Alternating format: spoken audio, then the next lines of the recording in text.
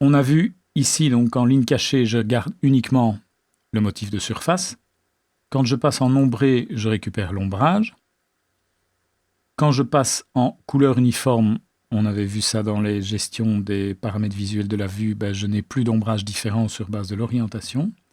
Par contre, maintenant, quand je passe en réaliste, je fais appel en fait à un autre aspect des matériaux. Donc je vais retourner dans Gérer matériaux et j'ai ici maintenant un onglet Apparence. Alors, la gestion de l'onglet Apparence, en fait, je vais avoir accès ici aux matériaux dans leur aspect, quelque part, image de synthèse. Donc, en fait, ces matériaux-ci, ce sont des matériaux qui vont pouvoir être utilisés directement pour calculer une image, ou lorsque je vais exporter mon modèle 3D vers 3D Studio Max, j'aurai la récupération de ces matériaux en matériaux Mental Ray. Donc, le moteur de rendu qui permet de calculer des images de Revit est le même que le moteur qui se trouve dans 3D Studio Max, et donc les matériaux que j'ai ici dans l'apparence, ce sont des matériaux Mental Ray. Donc la brique commune qui est là, elle fait appel à un fichier image qui est ici, et qui va donc être utilisé pour habiller le mur ici, lorsque je demanderai d'avoir un aspect réaliste.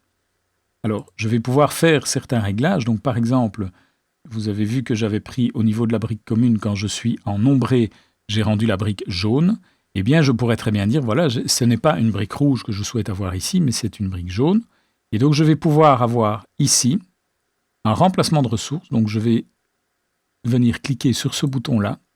Et je vais pouvoir, de la même manière que je l'avais fait ici en dessous au niveau des matériaux pour ajouter un matériau dans mon projet, je vais pouvoir venir ici au niveau de mes ressources Autodesk et venir par exemple dans les maçonneries et prendre une brique jaune, ici par exemple. Voilà. Vous voyez qu'elle est modifiée ici derrière. Et donc il va utiliser maintenant un autre rendu pour ce matériau-là. Brique commune, je fais OK. Et j'ai maintenant une autre brique représentée en surface au niveau de l'apparence et donc au niveau de réaliste ici. Alors, si j'ai besoin d'avoir un autre mur avec une autre brique, eh bien je pourrais, alors ça on le verra plus tard, dupliquer le type de mur pour utiliser une autre brique, mais donc je pourrais, si par exemple j'ai une brique commune ici que je souhaite différencier d'une autre, je pourrais très bien renommer la brique ici pour l'appeler brique jaune. Voilà.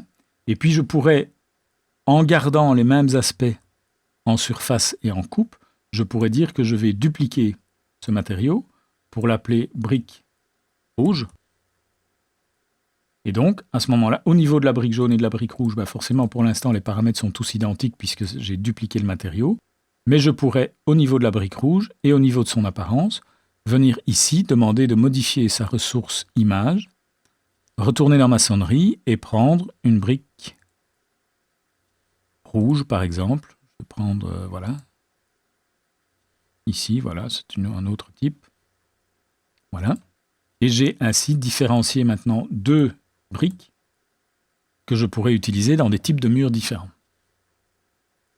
Donc on va pouvoir, en dehors de l'image proprement dite, régler certaines choses. Alors suivant le type de matériau qui est sélectionné ici, j'aurai accès à plus ou moins d'éléments ici. Mais par exemple, ici au niveau de la teinte, je vois que j'ai une brique qui a une certaine teinte ici, qui est dérivée forcément du JPEG, mais que je peux également gérer ici. Donc vous voyez, là je suis plus ou moins dans une brique orange, mais je peux ici par exemple, si je mets du rouge, avoir une brique qui se teinte de rouge. Donc même avec le même JPEG ou le même fichier image, je peux déjà différencier les briques sur base de la teinte qui est ici.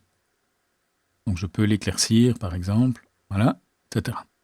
Alors suivant le matériau, je vais avoir d'autres choses. Donc si je vais chercher par exemple un métal ou du verre par exemple, ici, voilà, je vais pouvoir avoir la gestion de la réflectivité et le nombre de feuilles de verre qui vont me permettre de gérer au niveau de l'image un aspect plus réfléchissant ou pas au niveau de mon verre.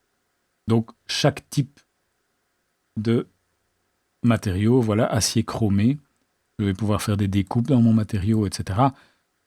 Le type de matériau ici, chrome, cuivre, laiton, bronze, etc. avec une finition poli, semi-poli, satiné, brossé. Donc là, c'est un peu, je vais dire, à vous de voir matériau par matériau les éléments qui sont modifiables ici. Donc ça, c'était pour les 3 premiers onglets. On va dire qu'au niveau d'un modeleur architecture, donc au niveau de la partie Revit architecture proprement dit, ce sont les 3 principaux qu'on utilisera. Au niveau physique et thermique, qu'est-ce qu'on va avoir ici? On va avoir d'autres éléments qui sont accessibles. Donc par exemple, un coefficient de dilatation thermique, des éléments ici, module de Young, coefficient de Poisson, etc. Ne me demandez pas ce que c'est, je n'en sais rien. Limite d'élasticité. Tout ça fait qu'en fait, donc, comme je l'ai dit au départ, Revit est un logiciel base de données, donc je vais avoir des modules qui vont me permettre de faire différents types de travaux sur le modèle 3D. Et donc je vais par exemple pouvoir exporter ce modèle 3D dans des logiciels de calcul de structure. Et donc à ce moment-là, au niveau de la modélisation, il va utiliser ce genre de choses-ci pour le calcul des résistances de matériaux dans ma maquette. Idem ici pour tout ce qui concerne les calculs de déperdition thermique. Bon, ça, ce sont des aspects dans lesquels nous ne rentrerons pas au niveau de cette formation-ci.